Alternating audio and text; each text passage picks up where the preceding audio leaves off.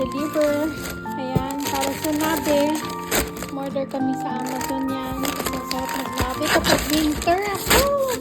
Namimiss ko ang sayo. Mura lang to doon. Then, ayan. Amini din ako nito. Pang cover dun sa yung na-thrift natin na cube. Ayan siya. Oh. Brown. Dapat sa susunod na sweldo ko pa bibilin yung isa.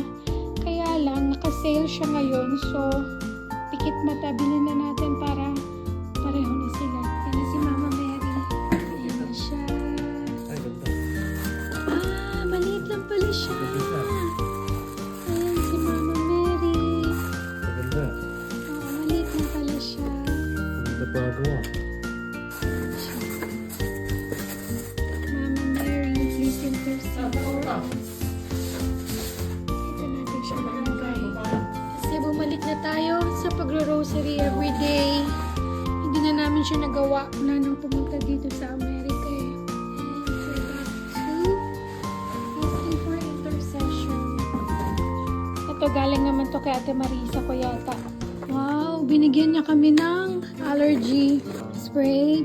Ito yung mga gamot na binigay ng ate ko. Thank you po.